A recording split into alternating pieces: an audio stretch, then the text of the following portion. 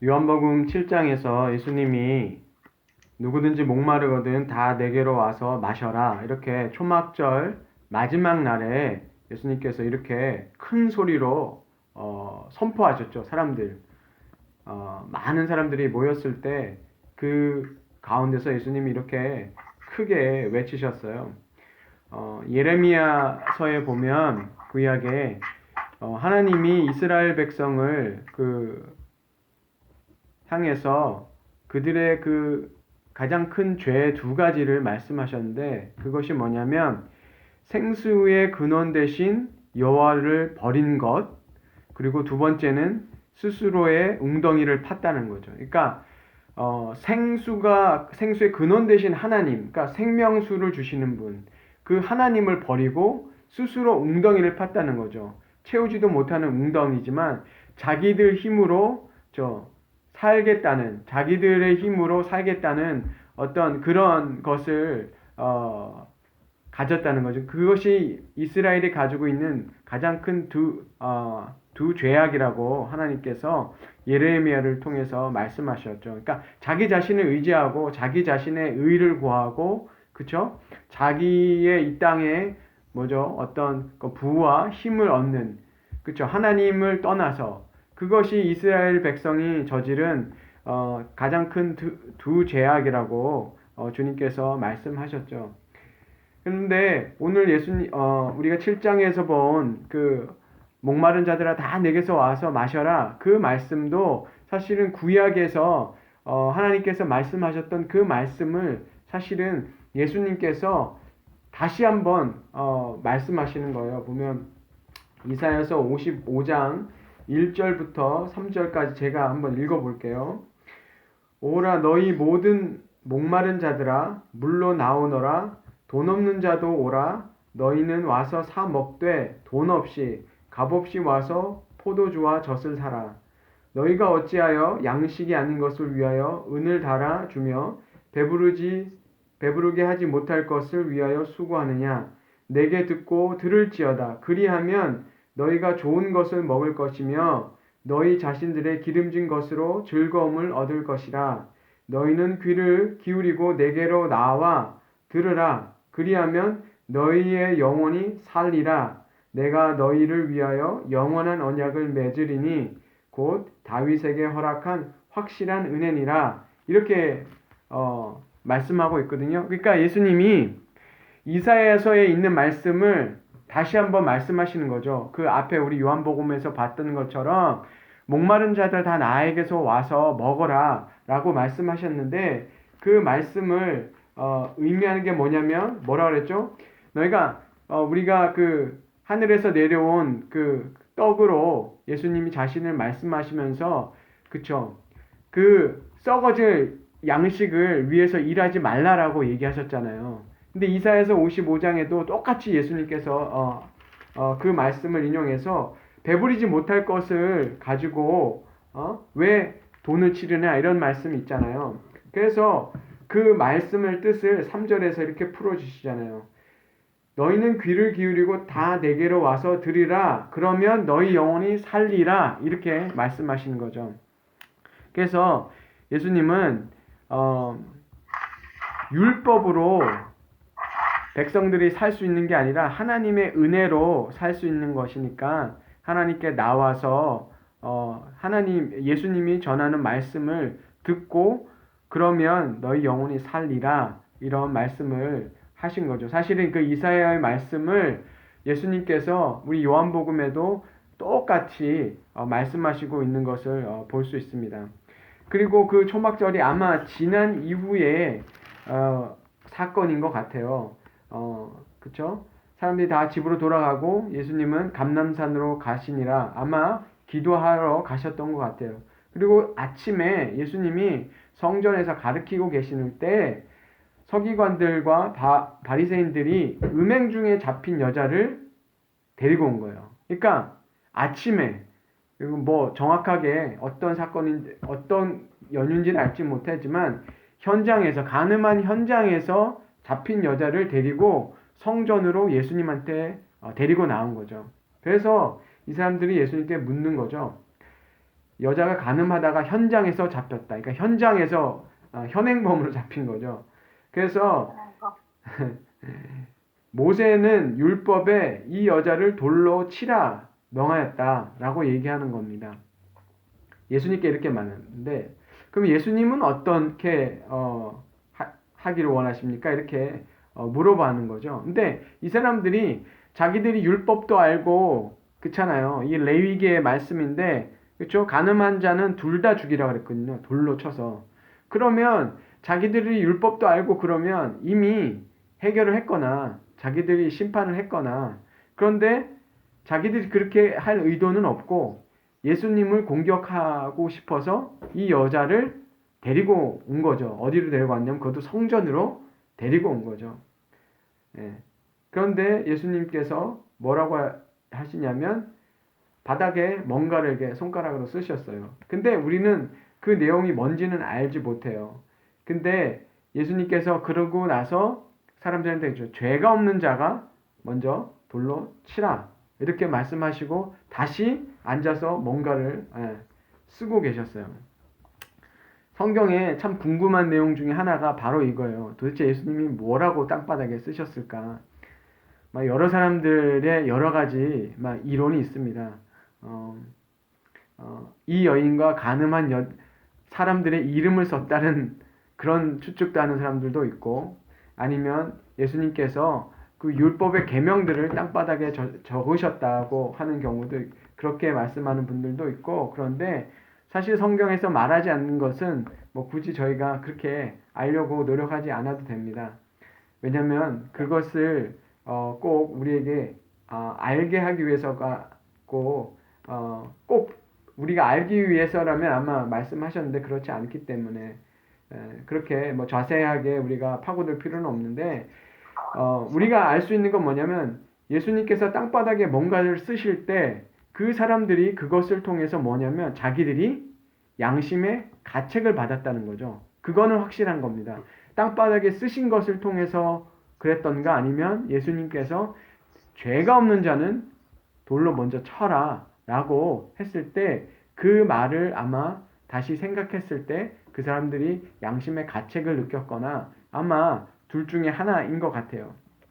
그런데 이 사람들이 예수님을 지금 시험하는 게, 왜냐하면 예수님이 돌로 치라 그러면 율법대로 하면 사실은 지금 이게 이스라엘이 자기 정부가 있는 게 아니라 로마의 지배를 당하고 있기 때문에, 그쵸? 자기들이 어떤 재판을 하면 그게 법에 걸리잖아요. 그러니까 이 사람들이 그렇게 할 수도 없는 거고, 그 예수님이 그러면 야 그러니까 그렇게 하지 마 그러면 어떻게 됩니까? 유대 법에 율법에 어긋나는 거니까 예수님은 이렇게 얘기해도 이 꼬투리를 잡히고 저렇게 얘기해도 꼬투리를 잡힌 거죠. 마치 그 바리새인들이나 이 사람들이 예수님께 이런 거 질문하잖아요. 세금을 내는 게 맞습니까? 그게 잘못된 겁니까?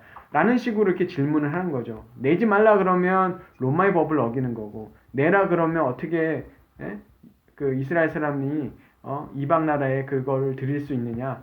이런 식으로 예수님한테 트집을 잡는 거죠. 예.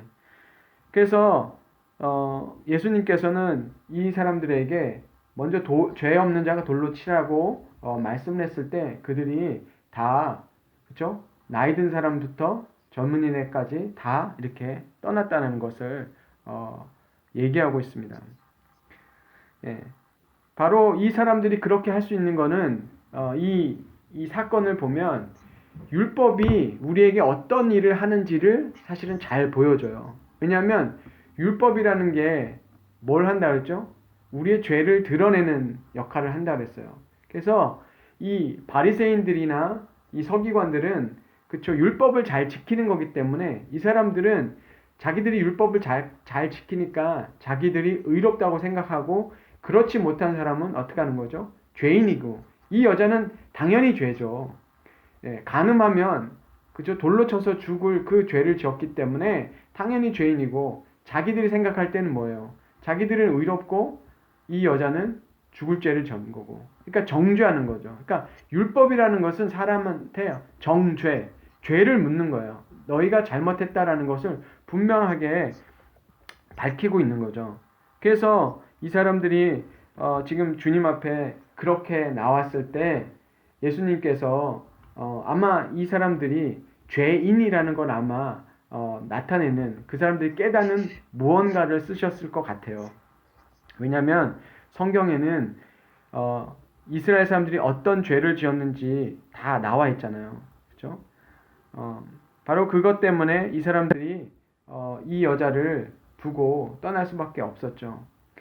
그래서 예수님이 이 여자가에게 이렇게 물어보잖아요. 누가 있느냐라고 물어보잖아요. 근데 예수님이 여기서 이 여자에게 대해서 여자여 이렇게 얘기하잖아요. 근데 이 여자여 하는 거는 그 예수님이 왜 그 가나 혼인 잔치에서 그 어머니 부를 때 그 여자여 그 했잖아요. 그랑 똑같은 말이거든요. 그러니까 이 여자를 죄인 취급하신 게 아니라 상당히 그 존중해 주셨다는 걸 알 수 있어요. 어머니 부를 때 여자여 했던 거랑 똑같은 표현을 쓰셨거든요. 그리고 예수님이 이 여자에게 나도 너를 정죄하지 아니하노니 가서 다시는 범죄하지 말라 이렇게 말씀하셨는데, 그러면 사람들이 이렇게 얘기해요. 나도 너를 정죄하지 아니하노니, 그러니까 예수님도 죄가 있다라고 생각하는 사람들이 있어요. 특히 그 모슬렘들은 예수님이 인간이다라고 얘기를 하면서 이 구절을 잘 들어요. 왜냐하면 예수님도 나도 너를 정죄하지 않는다 그러니까 보니까 예수님도 하나님의 아들이 아니라 인간으로 죄를 짓는다라고 얘기를 하는데, 이 표현을 보면 예수님이 이 땅에 오실 때 왜 오셨는지를 생각해 보면 돼요. 예수님이 이 땅에 정죄하러 오신 게 아니라 뭘 주시기 위해서 오셨죠? 영생을 주러 오신 거잖아요. 정죄하기 위해서가 아니라 구원하시기 위해서 오셨단 말이에요. 근데 예수님이 정죄한 자들은 어떤 자라면 자기들이 죄 없다 하는 자들, 그쵸? 예수님 없이, 예수님이 용서해 주시는 그 대속의 은혜 없이도 자기들은 의롭다 생각하고 자기들은 율법을 지킴으로 인해서 자기들은 하나님의 구원을 받을 사람들이고 하나님의 복을 받을 사람들이라고 말하는 그 사람들을 향해서 주님께서 정죄하셨단 말이에요. 너희는 율법을 하나도 안 지킨다라고 얘기했잖아요. 왜냐하면 율법의 정신이 죄를 깨달아서 하나님의 은혜 그 앞에 바짝 엎드리는 거죠. 은혜를 구하는 그런 사람이 돼야 되는데, 이게 그 율법을 깨닫지 못해서 이 사람들이 어떻게 됐어요? 자기 스스로 율법 가지고 자기들이 의롭다고 생각했잖아요. 그러니까 자기 웅덩이 판 게 이거예요. 내가 뭔가 좋은 일 잘하고 율법 잘 지켜서 내가 의롭게 됐으니까 예수님 없이도 나는 구원받을 수 있고 하나님의 백성이야 라고 생각했잖아요.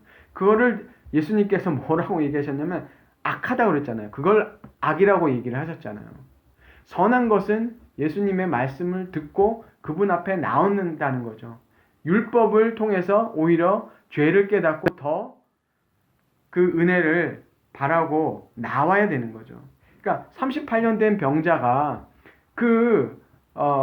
베데스다 연못에 앉아 있는 건요. 그때도 그 사람 죄인이었다고요. 왜냐하면 죄 용서 못 받았으니까. 그 사람의 병은 죄로 인한 병이라고 예수님께서 말씀해 주셨잖아요. 그럼 그 사람이 베데스다 그 연못에 가만히 앉아서 낫기만을 기다리고 물 움직일 때만을 기다리고, 그 사람은 그 원인이 죄를 해결하지 못했기 때문이잖아요. 그러니까 주님께서 그 사람을 찾아가셔서 치료해 주시고 다시는 죄 짓지 말라라고 얘기했잖아요. 그런 경우처럼 오늘 이 여자는 자기가 어쩔 수 없이 끌려 나온 거잖아요. 그러니까 걸려서 잡혀 나온 거잖아요. 예수님 앞에 어쩔 수 없이 끌려 나온 거란 말이에요. 예수님 끌어오신 건 아니지만 사람들이 끌어서 그 예수님 앞에다가 갖다 놨단 말이에요. 돌로 죽여도 되는지. 그렇죠. 물론 예수님 테스트하기 위해서지만 이 여자를 정죄하셨잖아요. 그렇지만 바로 그 율법이 하는 게 바로 우리를, 사람들을 그렇게 어떻게 하는 겁니까? 재판장 앞으로 이 사람 죄 있습니다. 죄 있다라는 것을 정죄하는 거란 말이에요. 근데 어떻게 됩니까? 예수님 앞에 나오니까 예수님이 그 죄를 뛰어넘어서 그 죄를 덮어주시는 은혜를 베풀어 주신다는 거죠. 그것을 아마 이 이야기가 나타내주고 있는 것 같아요. 바로 예수님이 죄를 용서해 주시는 그 권세가 있는 분이라는 것을 우리가 알 수 있죠. 그래서 예수님께서 이 말씀을 하신 것은 결국은 예수님이 우리의 죄를 위해서 주님께서 십자가에 죽으실 것을 주님께서는 말씀하시는 거죠. 이 사람들이 이 여자를 끌고 나왔지만 결국 이 사람들은 그쵸?